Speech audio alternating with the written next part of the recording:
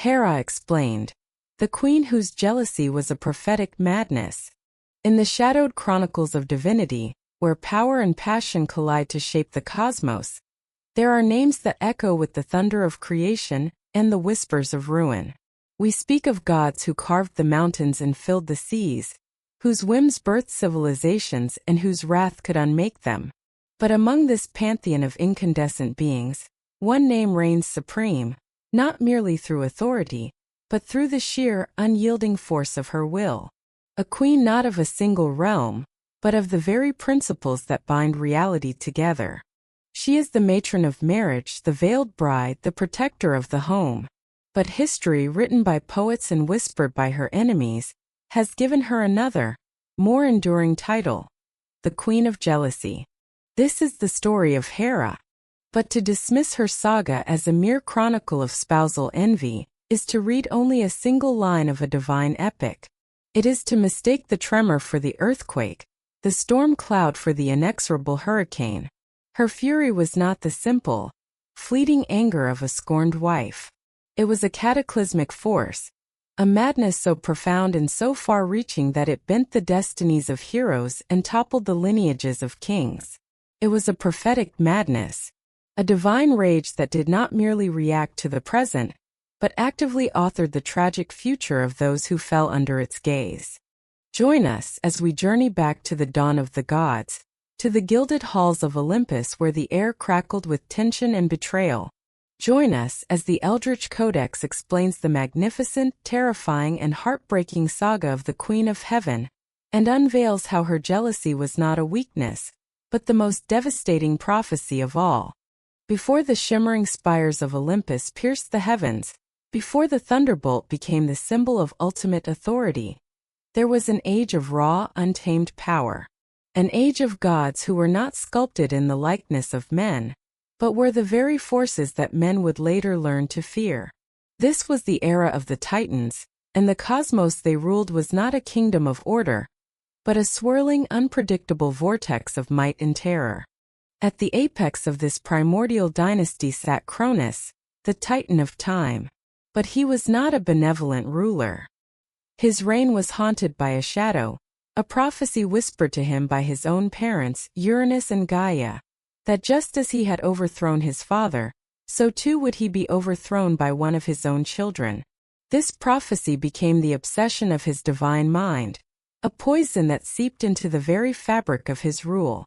And so Cronus, the keeper of time, sought to devour the future itself. What is the first memory of a goddess? Is it the light of a star, the warmth of a celestial hearth, the gentle hum of cosmic creation? For Hera there was no such gentle awakening. Her first memory was of darkness. Her first sensation was of dread. Her genesis was not a birth but an imprisonment. She was the third daughter born to Cronus and Rhea. Before her, Hestia, goddess of the hearth, and Demeter, the future mother of harvests, had been born, only to be seized by their paranoid father and swallowed whole, consigned to the lightless prison of his divine stomach. After her came Hades, the future lord of the silent underworld, and Poseidon, who would one day claim the roiling seas. They too met the same fate. One by one, the promise of a new generation was consumed by the fear of the old. Imagine this existence. To be fully formed, fully conscious, yet trapped in an eternal living tomb. Hera was born into a catacomb, her siblings her only companions in a world of crushing despair. This was her nursery. This was her classroom. Her earliest lessons were not in power or divinity, but in helplessness. She learned what it meant to be a victim of a male authority figure, whose fear of her potential was so great that he sought to erase her very existence. This primal wound, this foundational injustice, would carve deep canyons into the landscape of her soul. It instilled in her an unshakable, lifelong conviction that order must be absolute, that legitimacy is paramount, and that any threat to an established dynasty must be neutralized with extreme prejudice. She would spend her entire immortal life trying to build a world of perfect, unassailable order, because her first experience of the world was one of perfect, inescapable chaos. Her mother, Rhea, heartbroken and desperate, finally broke the cycle. When her final child, Zeus, was born, she tricked Cronus, swaddling a stone in infant's clothes and presenting it to her ravenous husband. Cronus, blinded by his paranoia, devoured the stone without a second thought, while the true child was spirited away to the island of Crete, hidden to be raised in secret. This single act of rebellion set the stage for a cosmic revolution. Zeus grew to manhood, his power nurtured in secret, his heart burning with the righteous fury for the siblings he had never known. When the time was right, he returned not as a son but as a liberator. Through cunning, he forced his father to regurgitate his imprisoned children. One by one they emerged not as infants, but as fully grown gods and goddesses, their power undiminished, their desire for vengeance incandescent. Out from the darkness they came. Poseidon grasping for the waves, Hades his eyes already accustomed to the gloom, Demeter yearning for the sunlit earth, Hestia her quiet flame of hope miraculously unextinguished, and with them Hera. But she did not emerge as a grateful rescued victim. She emerged as a queen in waiting. Her time in the abyss had not broken her. It had forged her. It had tempered her spirit into something as hard and as brilliant as a diamond. She understood with a clarity none of her siblings could quite match what was at stake. This was not just a family squabble for a throne. This was war. A war for the very soul of the cosmos. The Titanomachy had begun. The 10 years of war that followed shook the foundations of reality. It was a clash of paradigms. The Titans fought with raw, untamed force, the brute strength of mountains, the chaotic energy of volcanoes. They represented the old way. A world governed by appetite, fear, and instinct. The Olympians, younger and more unified, fought with strategy, with intellect, and for a cause. They represented a new world order.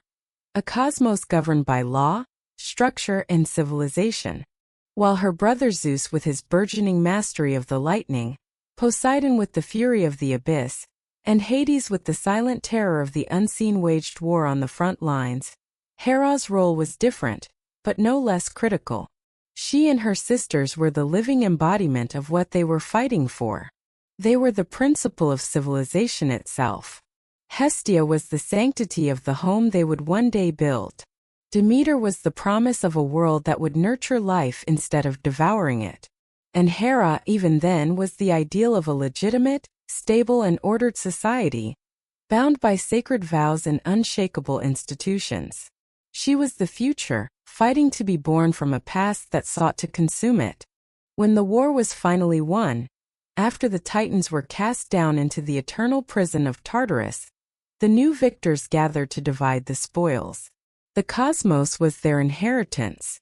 By lot, the three brothers claimed their domains. To Zeus, the vast, open expanse of the heavens and the earth, making him king of the gods.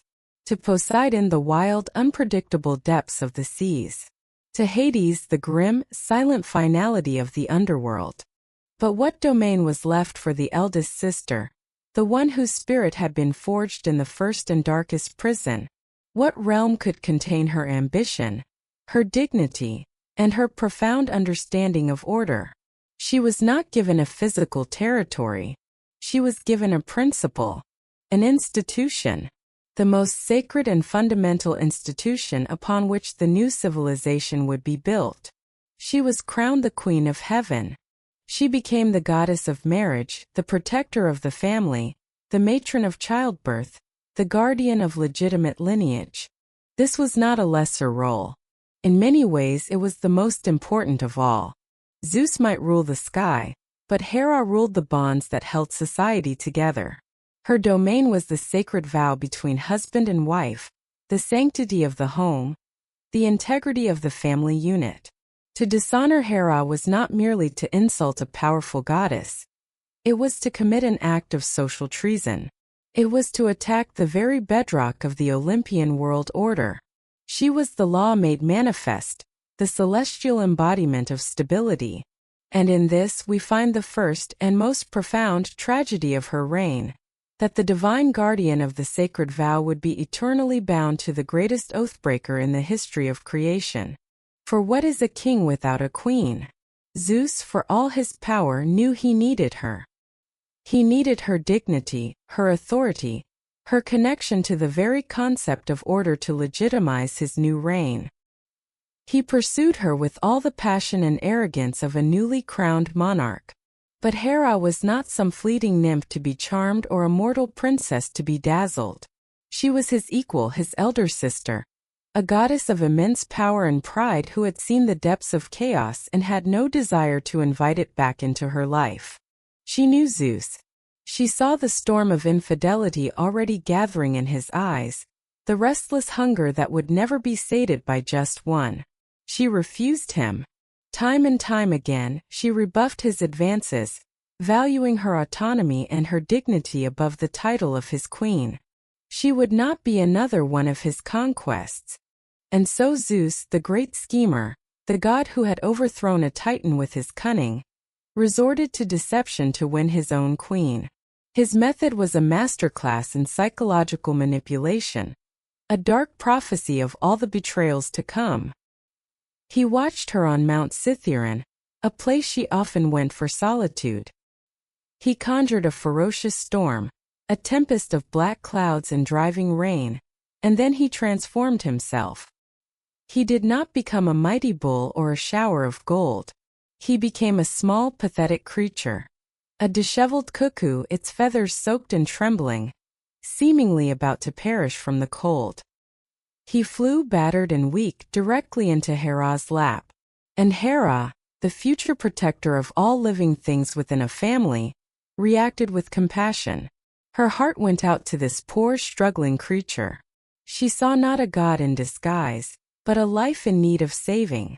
She drew the bird close, cradling it against her breast to give it warmth and shelter from the storm. In that single moment of pure, unguarded pity, the trap was sprung. The cuckoo transformed, and suddenly it was not a frail bird in her arms, but the mighty king of the gods in his full, overwhelming glory.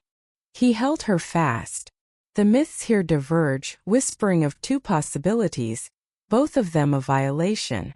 One path says he forced himself upon her then and there, his lust overpowering her will. The other, perhaps more psychologically cruel, suggests he used the compromising position to shame her, arguing that she had now dishonored herself, and that marriage to him was the only way to restore her reputation. Either way, the result was the same. Her will was subverted. Her choice was taken from her. She was coerced into the very union she had so wisely resisted.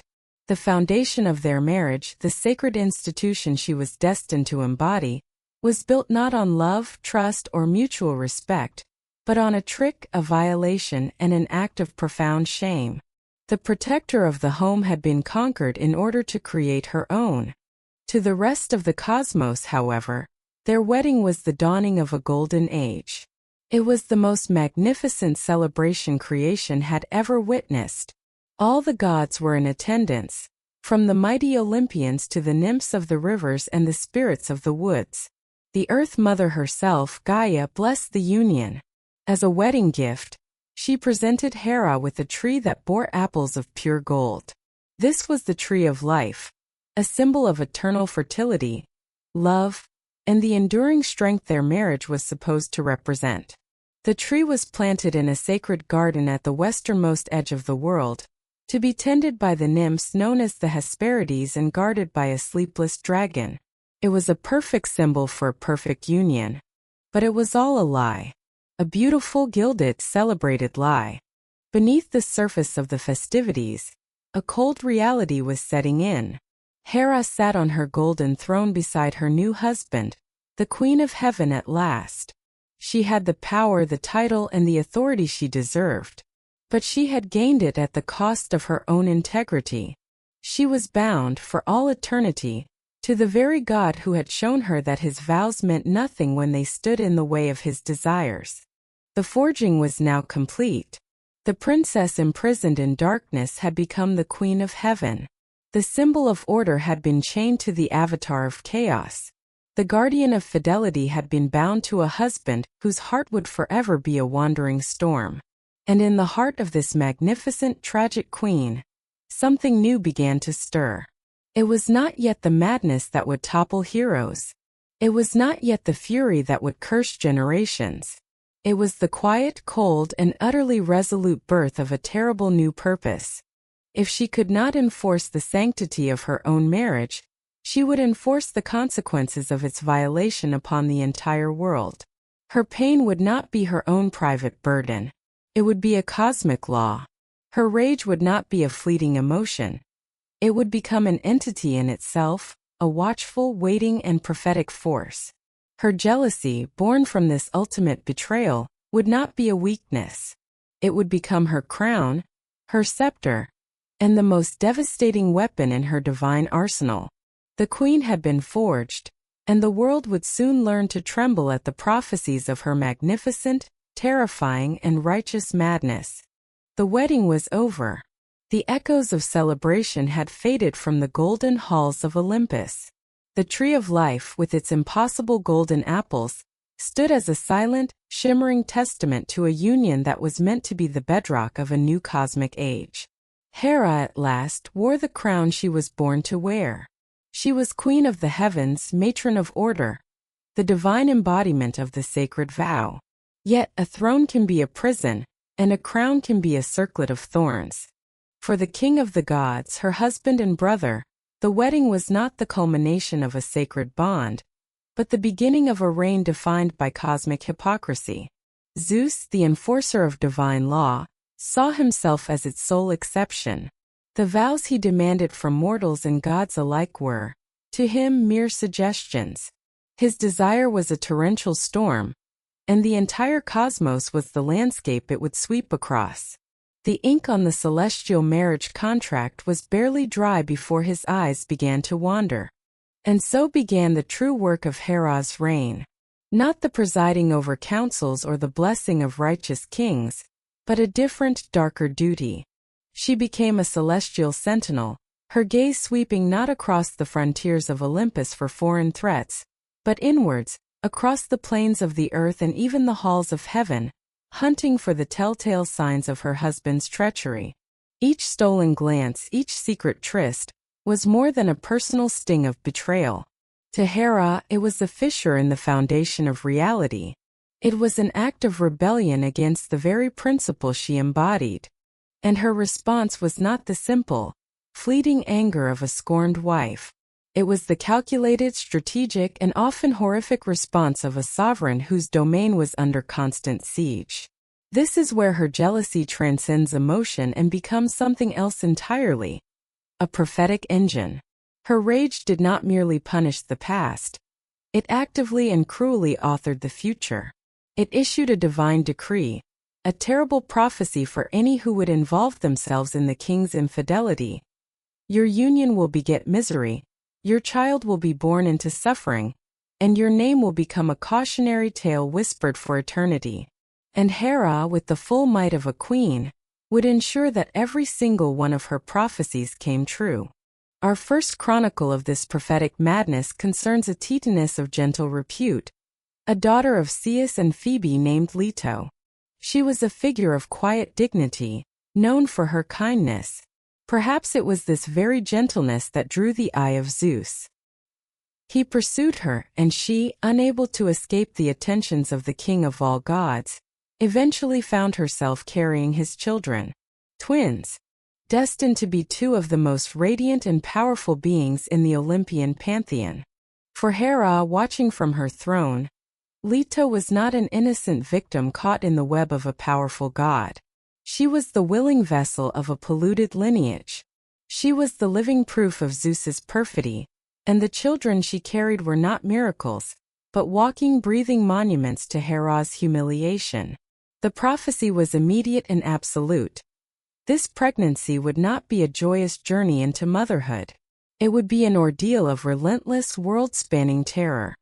Hera's first act was to issue a curse of exile, but on a scale only a deity of her stature could conceive. She did not merely banish Leto from a city or a kingdom. She decreed that no land that saw the light of the Suno continent, no island, no patch of solid earth would be permitted to give the pregnant Titaness shelter. She turned the entire terrestrial world, the very domain of Gaia, against her. Mountains would tremble and refuse her passage. Rivers would change their course to block her path. The very soil beneath her feet would become hostile ground. Leto was made a pariah not of a society, but of the planet itself. This was not just spite. It was a queen demonstrating the reach of her authority. She was proving that her dominion over the principles of order was so profound that she could command the physical laws of nature to enforce her will. But this cosmic banishment was not enough. To ensure her prophecy of suffering was fulfilled in every agonizing detail, Hera unleashed a physical manifestation of her hatred. From the darkest pits of the earth, she summoned the Python, a monstrous chthonic serpent, a remnant of the old world's chaotic power, and gave it a single simple command: hunt Leto. Hunt her until the end of the world. And so began Leto's ordeal. Imagine her plight. Heavy with divine children, her body aching, her spirit filled with a primal fear. Every direction she turned, she was met with rejection. The ground itself seemed to recoil from her touch. She wandered the globe, a lonely figure fleeing from a world that had become her prison. And always behind her, she could feel the presence of the great serpent. She could hear its monstrous scales scraping over the rock, smell its ancient malice on the wind. The python was more than a monster. It was Hera's will made flesh, a relentless stalking promise of a violent death.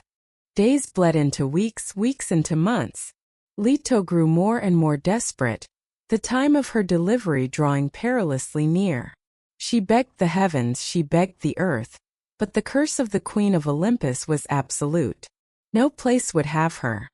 Finally, in her last extremity, a solution was found. A tiny barren floating island by the name of Delos. This island was not anchored to the seabed. It drifted upon the waves, a piece of cosmic flotsam. By this technicality, it was not truly land under the sun. It existed in a state of exception, a loophole in Hera's divine law. The desperate people of Delos, perhaps reasoning that they had little to lose, agreed to give Leto refuge.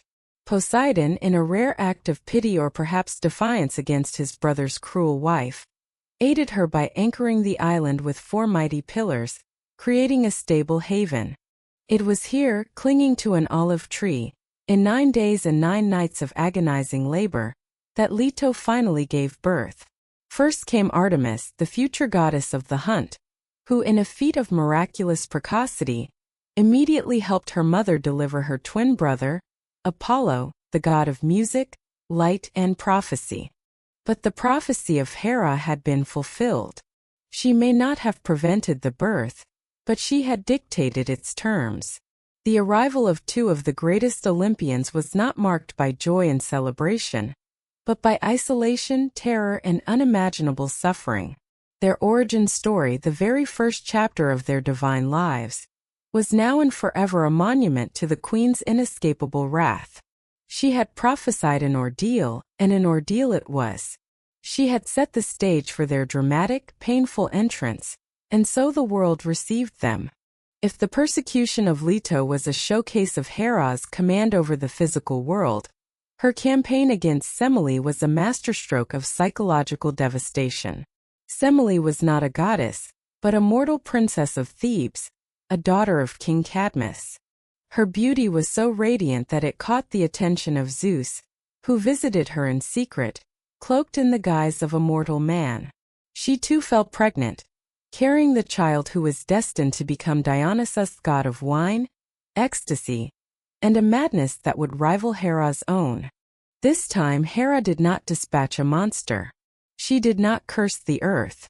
She understood that with mortals, the most fertile ground for destruction is not the soil, but the human heart, with its fragile vanities and consuming insecurities. The prophecy she would set in motion for Semele was one of self-immolation, fueled by pride and doubt. Hera disguised herself. She took on the form of Barrow, Semele's aged and trusted nursemaid, a figure of comfort and wisdom. In this guise she sat with the young, pregnant princess. She didn't rage or threaten. She spoke in whispers of feigned concern. "My dear child," she might have said, her voice filled with practiced affection. "You are so happy. And this lover of yours, he has promised you so much. But are you truly sure he is who he says he is? The king of the gods." She let the poison drip slowly. "The heavens are full of tricksters, my love. Lesser spirits who might take the form of Zeus to seduce a beautiful mortal girl. How can you be certain? How can you know his promises are real unless you know that he is real?" Semele, young, proud, and perhaps already feeling the social pressure of carrying a child whose father was a secret, was vulnerable. The seed of doubt began to sprout. What if he wasn't Zeus? What if she was a fool? Hera, as the nurse, then offered the solution. It was simple, she said. "The ultimate proof. Make him swear an oath, child. Make him swear upon the river Styx, an oath that not even he can break, to grant you a single wish. Any wish your heart desires. Then you must ask him to do for you what he does for his own wife, Hera. Ask him to appear before you not as a man, but in his true, unconcealed, divine form. In all his glory. Then you will know. And all the world will know." This was the perfect diabolical trap. It was a prophecy hidden within a piece of seemingly helpful advice. Hera knew three things with chilling certainty. First, she knew that Zeus, in the throes of his passion, would foolishly agree to swear the unbreakable oath. Second, she knew that Semele, driven by the doubt Hera herself had planted, would be unable to resist asking for this ultimate validation. And third, she knew the one cosmic law that the mortal princess could not. That the true form of Zeus was not a man of shining light, but a vortex of raw, untamed cosmic power, an incandescent storm of pure energy. No mortal body, no mortal mind could possibly witness it and survive. The plan unfolded exactly as the goddess had prophesied. Semele extracted the oath from her lover. Zeus, realizing his error too late, begged her to ask for anything else: riches, kingdoms, a long life, but she, now consumed by pride and the need for proof, would not be swayed. Her wish had been named, and the oath upon the Styx was absolute. With a heart full of dread, the king of the gods was forced to honor his word. He returned to her chambers not as a man, but as the storm. For a single fleeting instant Semele saw him. She saw the lightning that was his bones, the thunder that was his voice, the raw galactic energy that was his soul. And in that instant she was utterly and completely annihilated, consumed by a glory too great for any mortal to behold, reduced to a pile of fine ash. Hera's prophecy was fulfilled. She had not laid a single hand on the girl. She had simply whispered a truth wrapped in a lie into a vulnerable ear and allowed the unchangeable laws of the cosmos, and the fatal flaws of her victims, to do the rest. Zeus's own power and Semele's own pride became the instruments of her demise. From the smoking ruins, Zeus managed to salvage the 6-month-old fetus of Dionysus, sewing the unborn god into his own thigh to complete the gestation. The child survived, but he was forever marked by the tragedy. A twice-born god whose entry into the world was steeped in the ashes of his mother. A life born from a death meticulously engineered by the prophetic madness of the queen. But Hera's ingenuity in torment was far from exhausted. Her prophecy could also be one of slow, grinding, and unending despair, as was the case with the nymph Io. Io had the misfortune of being one of Hera's own priestesses, which made Zeus's seduction of her a particularly galling act of sacrilege. To hide their affair from his ever-watchful queen, Zeus transformed the beautiful nymph into a sleek, magnificent, snow-white heifer. Hera, of course, was not fooled for a moment. Her prophetic gaze saw through the crude deception. But instead of confronting her husband with thunderous rage, she approached him with a terrifying saccharine sweetness. "Oh, my dear husband," she cooed. "What a magnificent creature! So perfect, so beautiful. Where did she come from? Zeus stammered out a lie, claiming the cow had been born spontaneously from the earth. Hera smiled, her eyes holding a cold, ancient knowledge. She is wonderful, she said. A perfect animal. Would you do me the honor of giving her to me as a gift? Zeus was trapped. It was a checkmate of divine politics. To refuse such a simple request would be a blatant admission of his guilt. To agree was to knowingly hand his lover, in her helpless animal form, directly into the hands of her greatest tormentor.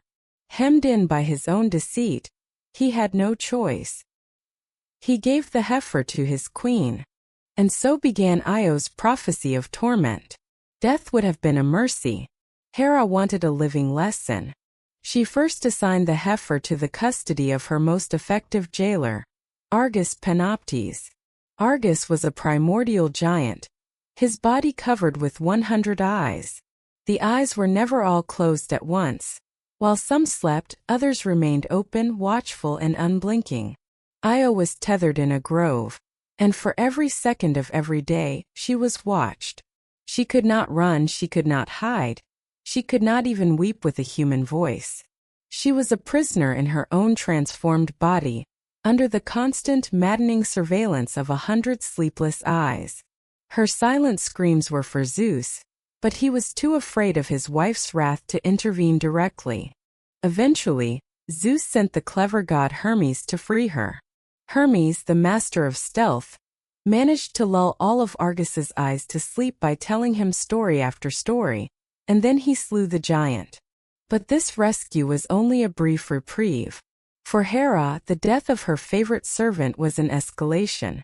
In a rage, she plucked the eyes from the dead giant and set them into the tail of her sacred bird, the peacock, as an eternal, shimmering reminder that she is always watching. And for Io, she devised a new, more intimate tormentor.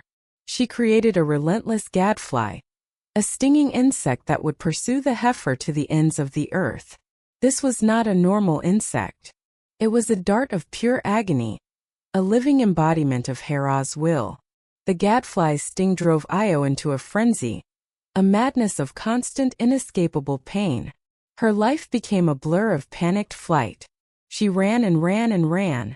She galloped across continents, her hoofs carving paths through untamed wilderness.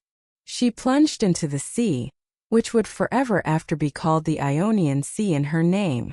She crossed the strait that separates Europe and Asia, giving it the name Bosporus, Cowford. Her journey was not a simple flight for freedom. It was a map of suffering drawn across the face of the world by Hera's hand. The gadfly was the prophecy, and her endless, maddened wandering was its fulfillment.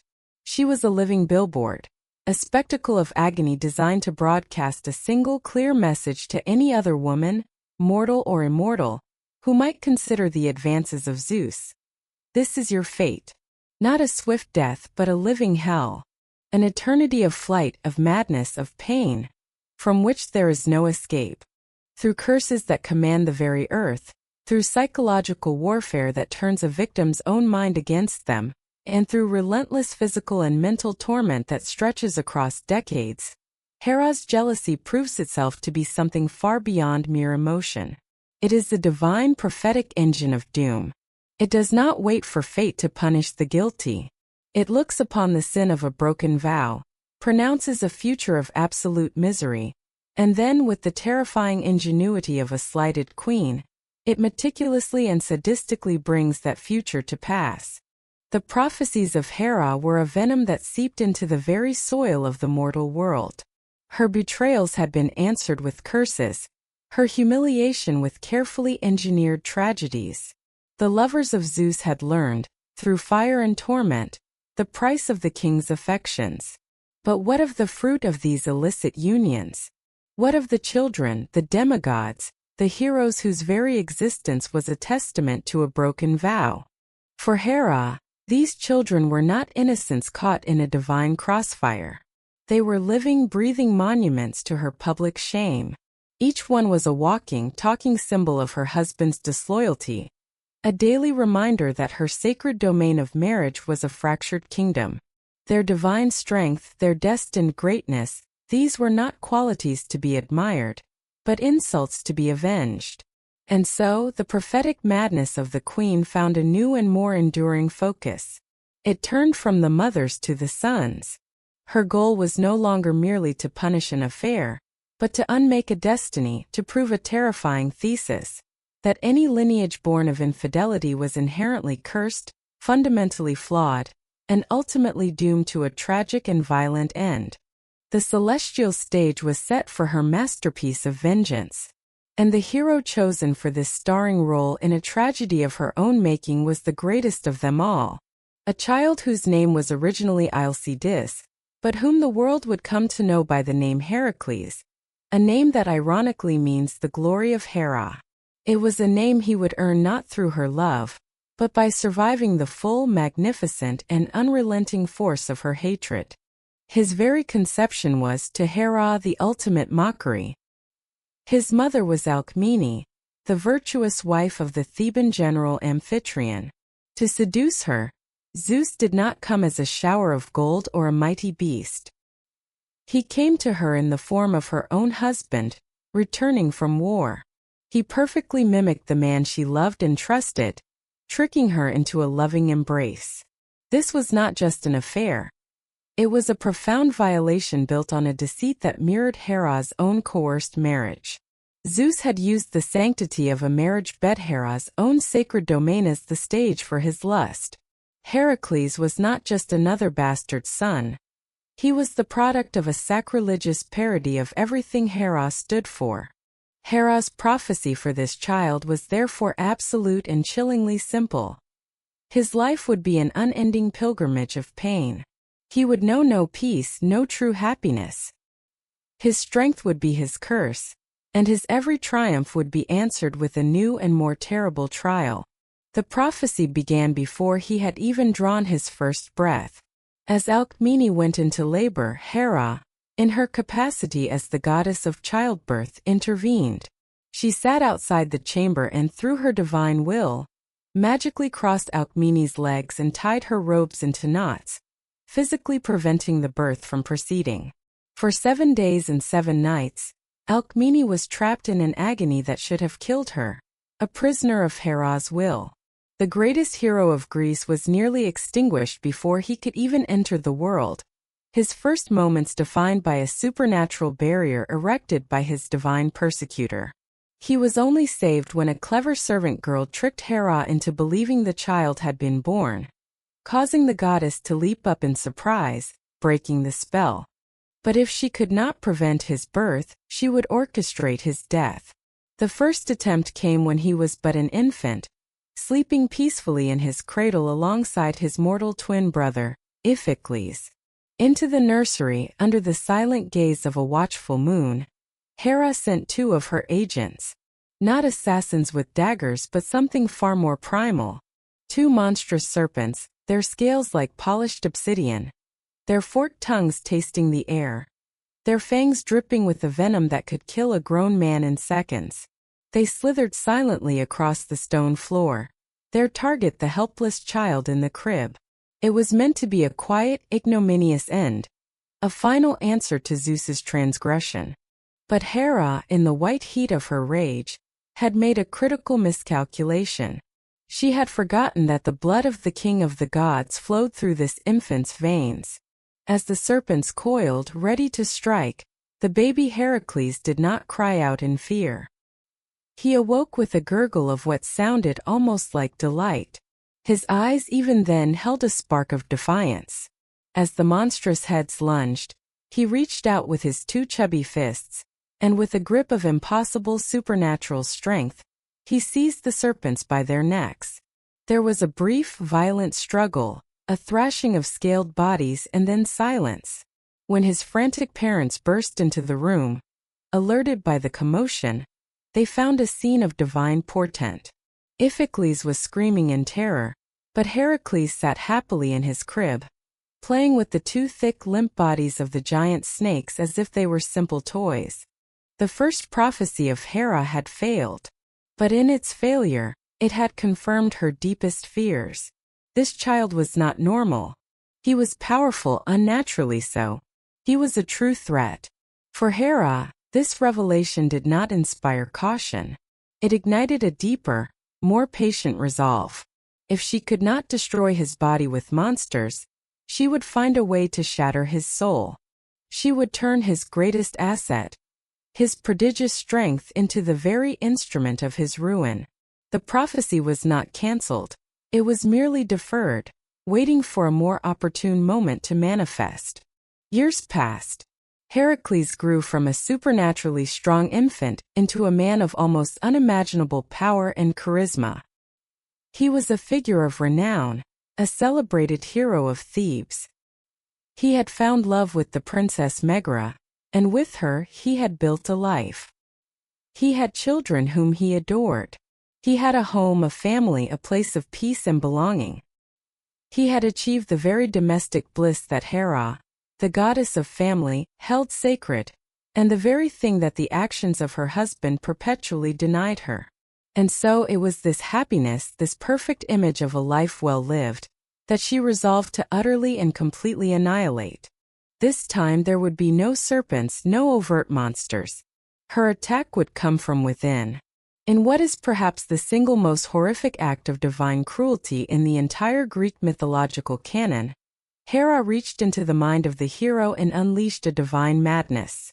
It was not a simple rage. It was a hallucinatory frenzy, a lysic virus that overwrote his reality. She twisted his perceptions, turning his love into terror. As he looked upon his own family, he no longer saw his loving wife and his smiling children. In his maddened eyes they became monstrous enemies, terrifying demons, or perhaps even agents of Hera herself, sent to destroy him. His heroic instincts, his lifetime of training to fight and destroy monsters, took over. But the monster was now his own family. With the same awesome strength that had crushed serpents in his cradle, and would one day hold up the sky, he turned on his own blood. The scene is too horrific for most poets to describe in detail. He slaughtered them. He hunted them through his own home, his mind a cauldron of paranoid delusion, his strength an unstoppable force of destruction. He murdered his wife. He murdered his sons. And then, as suddenly as it had descended, the madness lifted. The spell was broken. Heracles blinked, the red mist clearing from his eyes, the thunder of battle fading from his ears. He found himself standing panting in the ruins of his own home. He was kneeling in a pool of blood, surrounded by the small broken bodies of the family he had built and cherished. The silence that followed must have been more terrifying than any monster's roar. This was the true diabolical genius of Hera's prophetic madness. She hadn't killed him. She had done something infinitely worse. She had forced him to become the monster himself. She had made him a kinslayer, the murderer of his own children. She had tainted his soul with a crime so profound, so unforgivable, that no physical punishment could ever compare. The guilt from this act would be a prison from which he could never escape. She had prophesied a life of suffering, and now she had bound him to an eternity of self-loathing and grief. His strength had become his ultimate curse. His heroism had become the engine of his damnation. This act of engineered madness led directly to the next chapter of his punishment, the legendary 12 labors. Racked with the guilt that threatened to consume him, Heracles fled to the oracle at Delphi to ask how he might atone for his unspeakable sin. The oracle, the mouthpiece of Apollo, was often influenced by Hera's will. The penance prescribed was a form of slavery. He was to offer himself in service for 12 years to his cousin, King Eurystheus of Mycenae. And here again we see the long patient hand of Hera's prophetic planning. Years earlier, on the day Heracles was due to be born, Zeus had boasted on Olympus that a son of his blood, born that day, would rule over the house of Mycenae. Enraged, Hera had intervened. She had rushed to the chambers of Eurystheus' mother, who was also pregnant, and used her power to induce an early labor, while simultaneously delaying the birth of Heracles. Eurystheus, a weaker and more cowardly man, was born first. By the letter of Zeus's own foolish boast, he, not Heracles, inherited the throne that should have belonged to the hero. Now Heracles, the rightful king, was forced to serve the usurper that Hera herself had placed on the throne. King Eurystheus, a man terrified of his powerful cousin, became Hera's willing puppet. Guided by her hateful whispers, he devised a series of 10 later extended to 12 impossible tasks, each one designed not as a trial of heroism, but as a death sentence. First, slay the Nemean lion, a monstrous beast whose golden hide was impervious to all weapons. Hera had nurtured this creature for the express purpose of one day killing Heracles. The hero, finding his arrows and club useless, was forced to wrestle the beast and strangle it with his bare hands. He then skinned it using its own claws, and wore its impenetrable hide as his armor. The first labor, meant to kill him, had instead given him his most iconic attribute. Next, destroy the Lernaean Hydra, a multi-headed water serpent that dwelled in a poison swamp. For every one of its heads that was severed, 2 more would grow back in its place. This was a prophecy of futility, a task designed to be endless. It was a physical manifestation of Heracles' struggle against Hera's wrath. For every victory, a new and greater threat emerged. With the help of his nephew Iolaus, who cauterized the neck stumps with a torch to prevent them from regrowing, Heracles defeated the beast. He then dipped his arrows in the Hydra's toxic blood, creating a weapon so deadly that even a scratch would be fatal. Again, a labor meant to destroy him had only made him more formidable. The labors became a litany of Hera's attempts to fulfill her prophecy of his doom. She sent him after the golden hind of Artemis, a sacred animal, hoping he would incur the wrath of the huntress goddess. He captured it without harm. She sent him to clean the Augean stables, a task of epic humiliation, forcing the greatest hero alive to shovel the filth of thousands of cattle accumulated over 30 years. He accomplished it by cleverly diverting 2 rivers to flush the stables clean. She sent him to the literal ends of the earth and beyond. He battled the Stymphalian birds, captured the Cretan bull and the maras of Diomedes. He journeyed to the land of the Amazons, and most terrifyingly, he was commanded to descend into the underworld itself and bring back its guard dog, the 3-headed Cerberus. Hera, through Eurystheus, had sentenced him to enter the land of the dead. But he returned victorious, having looked death in its 3 faces and triumphed. And here, in the crucible of these labors, the prophetic madness of Hera begins to unravel and twist in on itself in a spectacular paradox. Her explicit intention, her driving prophecy, was to crush Heracles, to see him torn apart by monsters, to humiliate him, to prove that his tainted lineage made him unworthy. But the relentless persecution is precisely what forged him. Her hatred was the divine fire in which his legend was tempered into something eternal. Every monster she threw at him became another chapter in his epic. Every impossible task she devised was another chance for him to demonstrate his greatness. She was the architect of his suffering, but his suffering became the wellspring of his glory. She prophesied his doom, but in doing so, she inadvertently prophesied his apotheosis. She tried to write a tragedy, but instead, she authored the greatest hero's journey in all of Western literature. Even at the very end of his mortal life, her prophecy's shadow lingered. He was not killed by a god or a monster in glorious battle. He died because of a poisoned cloak, given to him by his wife Deianira, who had been tricked into believing it was a love charm. But the poison was the Hydra's blood, the same toxic venom he had acquired as a result of one of Hera's labors. The consequences of her hatred had a long reach, echoing down the years to claim him at last. As he lay dying in agony on a funeral pyre, his mortal part was burned away. But his divine part, the blood of Zeus, ascended. He rose from the ashes and was brought to the halls of Olympus, where he was made a god.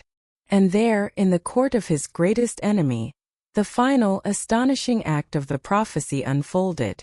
Hera, the queen whose hatred had defined his every breath, whose madness had murdered his family and driven him to the brink of despair, finally relented.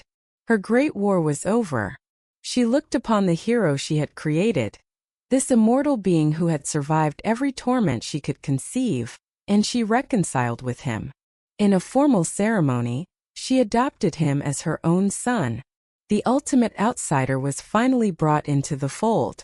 And to seal this peace, to complete this impossible circle, she gave him her own daughter, Hebe, the goddess of youth, to be his immortal wife. What can we make of this? A surrender?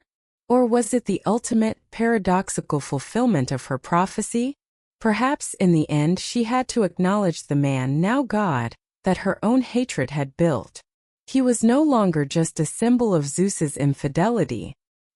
He was a testament to the fact that even a life prophesied to be nothing but suffering could, by enduring that suffering, achieve divinity. He had passed her impossible test. She had set out to prove he was unworthy of glory, and in the process, had provided him with the only path by which he could have earned it. By finally bringing him into her own family, making him her son-in-law, she brought her greatest antagonist under her own dominion of order, ending her longest war by absorbing its hero. The madness had run its course, and in its wake, it had left not a broken man, but a new god on Olympus. To journey through the saga of Hera is to walk through a landscape scorched by the fires of her rage. We have witnessed her prophetic jealousy carve maps of suffering across the globe, and we have seen her divine madness become the crucible in which the greatest of all heroes was forged. It is a terrifying and compelling chronicle. But to define this formidable goddess solely by the wars she waged against her husband's lovers and their children is to read only the bloodiest chapters of a vast and complex history. It is to mistake the monarch's wartime fury for the totality of her reign. To truly understand the Queen of Heaven, we must now step away from the nursery of Heracles and the ashes of Semele, and enter the high court of Olympus itself. We must look beyond the betrayed wife and see the political powerhouse, the ultimate conservative force, the very architect of cosmic law. For Hera's identity was a profound and often torturous paradox. She was the immovable pillar of divine order, and yet, when that order was threatened by its own king, she could become its most dangerous rebel. This is the story not of her jealousy, but of her sovereignty, story of pride, principle, and a rebellion that sought to save the cosmos from its own ruler. Hera was first and foremost the queen.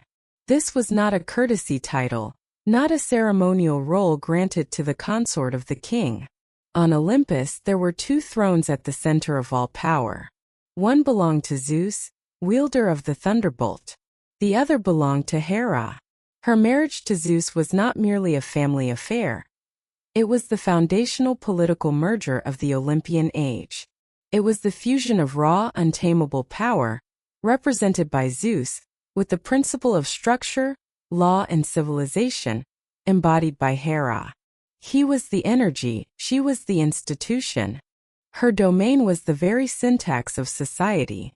While Zeus concerned himself with the grand, sweeping gestures of storms and kingship, Hera's dominion was arguably more fundamental. She presided over the sanctity of marriage, the legitimacy of heirs, the protection of the family unit. These were not sentimental ideals. They were the pillars upon which kingdoms, both mortal and divine, were built. A kingdom without legitimate succession is doomed to civil war. A society without stable families descends into chaos. Hera was the guardian of the structures that prevented this descent. Her patronage extended to great cities, most notably Argos, where she was worshipped as the chief deity for centuries, her temples serving as centers of law and civic identity. From this perspective, we can re-examine the prophetic madness of her jealousy. It ceases to be the simple rage of a woman scorned and reveals itself as the calculated policy of a queen defending her realm. Every affair Zeus conducted was, in her eyes, an act of high treason against the cosmic state. Every illegitimate child he sired was not just a personal insult, but a potential usurper, a rogue variable that threatened the stability of the divine line. They were walking, talking agents of chaos, introduced into the system by the very man who was supposed to be its ultimate guarantor. Her brutal responses, therefore, were not merely personal vengeance. They were acts of political enforcement. When she hunted Leto, she was making a public statement that the world order would reject any lineage born outside its laws. When she engineered the death of Semele, she was demonstrating that attempts to illegitimately bridge the gap between mortal and divine would result in annihilation. Her cruelty was, from her rigid and unyielding point of view, the necessary and just enforcement of cosmic law against a king who acted as if he were above it. She was the immune system of Olympus, and her rage was the violent, painful fever designed to burn out the infection of her husband's anarchy. But what happens when the infection is not just a passing illness, but a chronic condition emanating from the heart of the government itself? What happens when the guardian of the law is bound to a king, who is its greatest and most consistent violator? This profound internal conflict, this unbearable tension between her sacred duty and her daily reality, could not be contained forever. Eventually, the pillar of order would be forced to take an action that seemed to be the ultimate act of chaos. The Queen of Heaven would orchestrate a rebellion against the throne. The story of the Great Olympian Coup is one of the most audacious and revealing episodes in the Olympian saga. The discontent had been brewing for centuries. Zeus's reign, while powerful, was often tyrannical. His unilateral decisions, his arrogant disregard for the counsel of other gods, and, of course, his relentless, destabilizing infidelities had created deep resentments. The breaking point finally came, and Hera decided that the threat posed by the king's chaotic nature had become greater than the threat posed by deposing him. The surgeon had to act to remove the cancer, even if the patient was the king. She was the mastermind, the quiet conspirator who moved through the halls of power, turning simmering discontent into a concrete plan. Her authority was such that she could bring even the most powerful deities to her cause. She recruited Poseidon, her brother and lord of the seas, a god whose own pride chafed under Zeus's absolute rule.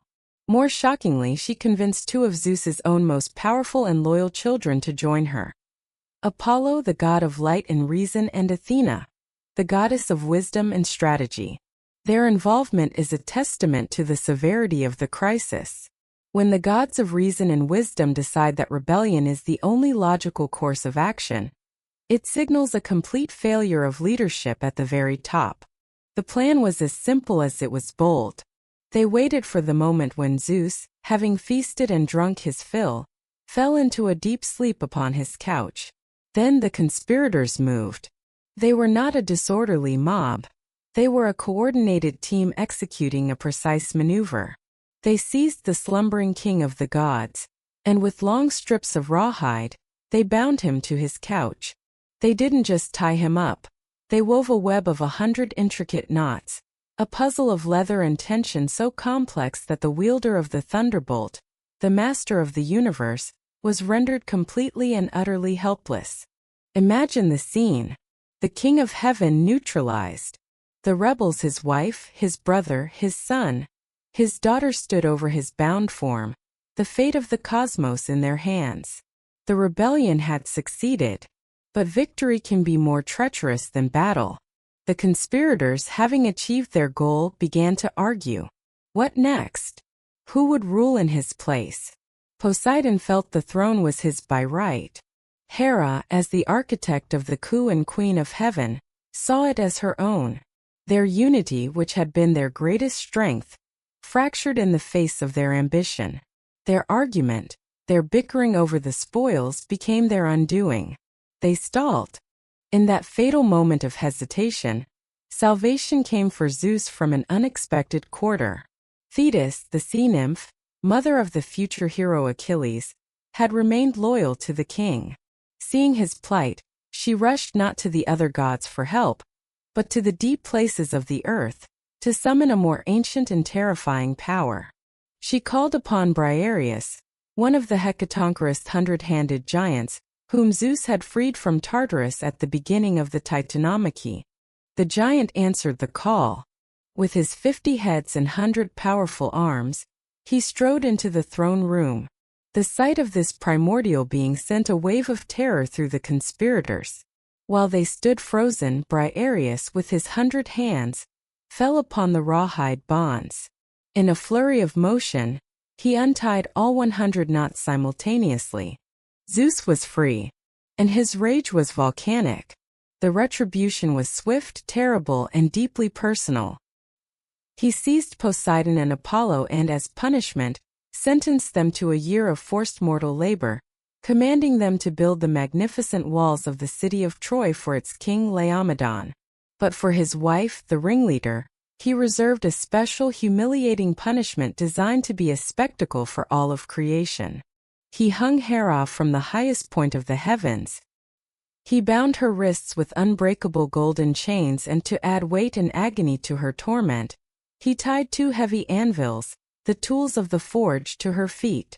There she hung, suspended between heaven and earth, a prisoner in her own domain. Her cries of pain and humiliation echoed across the cosmos, a stark and brutal warning to any who would ever again contemplate defying his authority. The other gods looked on in horror, but none dared to intervene. The message was clear. She might be the queen of order, but he was the source of all power, and his power was absolute. He eventually freed her, but only after extracting a solemn, unbreakable oath from every god on Olympus that they would never rebel again. This event reveals the core tragedy of Hera's position. She is powerful enough to conceive of a new world order, but not powerful enough to enact it. She is the embodiment of law and stability, yet she must serve a tyrant who operates above all laws. Her rebellion was not an act of anarchy. It was a desperate, failed attempt to restore what she saw as true, predictable order over the capricious whims of a single flawed ruler. Its failure did not just chasten her. It reinforced the bars of her gilded cage, leaving her with only one battleground where she could still reliably win: the lives of his lovers and their children. Yet, Hera's complexity does not end with her political machinations. It extends even to her role as a mother, a role defined by a shocking act of rejection that reveals the depths of her pride. This is the story of her son, Hephaestus, the god of the forge. In the most telling version of his myth, he is her son, and her son alone. In a fit of jealous rivalry with Zeus, who had famously given birth to Athena from his own head, Hera decided she would prove her own creative power. She would bear a child without any need for a father. It was an act of supreme defiance, a statement of matriarchal power. But her creation did not meet her exacting standards. The child, Hephaestus, was born physically imperfect. He was lame with misshapen legs, and his face was ugly and red from his first cries. Hera, the queen of Olympian perfection, the goddess of legitimate and flawless lineage, was horrified. She looked upon her own son, the product of her grand statement, and saw not a child to be nurtured, but a blemish, a public symbol of her failure. Consumed by shame and disgust, she committed an act of shocking cruelty. The goddess of family, the protector of the hearth, took her own newborn son and cast him from the sublime heights of Mount Olympus, sending him hurtling down towards the distant sea. It was the ultimate rejection. In her mind, an imperfect creation was worse than no creation at all. Her obsession with an idealized image of order was so absolute that it overrode her most basic maternal instincts. But prophecies, even those Hera sets in motion against her own family, have a way of twisting. Hephaestus did not die. He fell for a day and a night before landing in the ocean, where he was rescued and raised in secret by the sea nymph Thetis. In the quiet grottos of the sea, his physical weakness was compensated by an unparalleled genius. His rejection, the pain of his mother's scorn, became the fuel for his forge. He became the greatest craftsman, smith, and artisan the world has ever known, forging thunderbolts for Zeus, armor for heroes, and devices of impossible complexity. The son she had thrown away as a prophecy of her own shame was becoming a legend. And he never forgot the one who cast him out. His rage at his mother simmered for years, until he devised a plan for revenge that was as brilliant as it was ironic. He forged a throne. It was the most beautiful chair ever created. Wrought of gleaming gold and inlaid with precious jewels, a masterpiece of craftsmanship fit only for the Queen of Heaven. He sent it to Olympus as a gift for his mother. Hera, flattered and proud of this tribute from her now famous son, accepted it with delight. She sat upon the magnificent throne before the assembled gods. And in that moment, the son's prophecy was fulfilled. Invisible, unbreakable chains, a mechanism of his own ingenious design, sprang from the throne, wrapping around her, binding her fast. The Queen of Heaven was trapped, a helpless prisoner on a throne of her own vanity, ensnared by the rejected genius of her own son. The gods were in an uproar. They tried to break the chains, but they were forged with a skill beyond even their own. Only Hephaestus held the secret to her release. They begged him to return to Olympus, but he refused, content to let his mother remain a public spectacle of humiliation. He was only brought back when Dionysus, the god of wine, was dispatched to get him drunk and trick him into returning. Hephaestus finally came back to Olympus, the prodigal son returning not as a supplicant, but as a conqueror. He freed his mother, but only on his own terms. He demanded, and was given, the hand of Aphrodite, the goddess of beauty. In marriage the imperfect craftsman wed to the ideal of perfection. And he was granted his rightful, permanent place among the 12 Olympians, his forge established on their sacred mountain. Through this saga we see Hera in all her contradictory glory. We see the politician and the rebel, the champion of rigid order who would break all the rules to defend it. And we see a mother whose obsession with perfection led her to reject her own son, only to have that son's brilliance become a prophecy of her own comeuppance. Her life was a constant, violent struggle to impose an idealized order on a chaotic reality, and her failures were often as epic and revealing as her triumphs. They were not just family squabbles. They were battles for the very soul and structure of the cosmos. We have journeyed through the ages, from the primordial darkness of a titan's belly to the treacherous, glittering halls of Olympus. We have walked with gods and monsters, with heroes and the forsaken. We have chronicled a divine reign defined by a fury so profound it could command the very earth to deny a mother's sanctuary, and so ingenious it could turn a mortal's pride into her own funeral pyre. We have stood witness to a hatred so absolute, it could hound the world's greatest hero from his cradle to his grave. And so, we arrive at the final crucial question. When the myths are gathered, when the tragedies are tallied, and the cosmic dust settles, what is the ultimate legacy of Hera? How are we to understand this Queen of Heaven, this matron of order, this architect of so much suffering? Is she, as centuries of storytellers have often portrayed her, simply a monstrous shrew? A goddess defined by a petty, vindictive, and ultimately one-dimensional jealousy? A divine harpy whose shrieks of rage are the only noteworthy feature of her reign? To accept this caricature is to turn away from the terrible beauty of the myth. It is to read the epic and miss the point. The lens of prophetic madness offers us a different path, a more challenging and profound interpretation.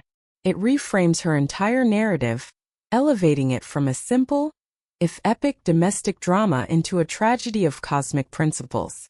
In this view, Hera's rage was not a mere character flaw. It was her most sacred and terrifying power.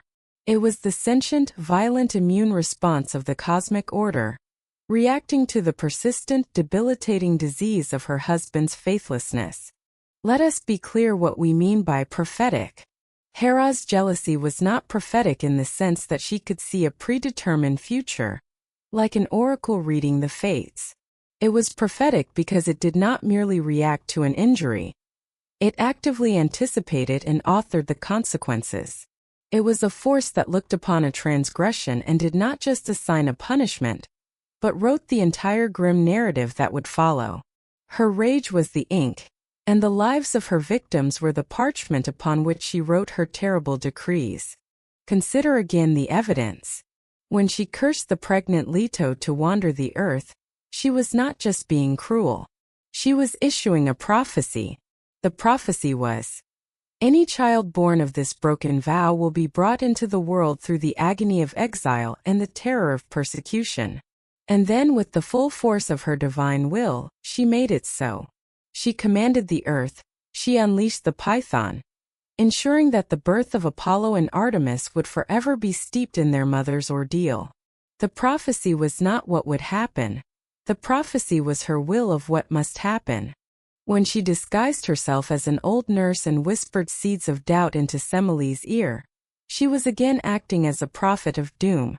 The prophecy was, a mortal's arrogant ambition to grasp the raw glory of the divine will result in her own fiery annihilation. She knew this cosmic law, and she masterfully engineered the circumstances, the doubt, the pride, the unbreakable oath that would force Semele to enact this prophecy upon herself. Semele's death was not an accident. It was the foregone conclusion of a causal chain that Hera herself had forged, linked by fatal link. And then there is Heracles, the magnum opus of her prophetic madness. Her prophecy for him was declared before his birth. A life of unceasing, unimaginable suffering and trial. A life that would prove that a lineage born of deceit is inherently doomed. This prophecy became her life's work. She fulfilled it first by driving him into the madness that cost him his family, thereby binding him to a lifetime of guilt.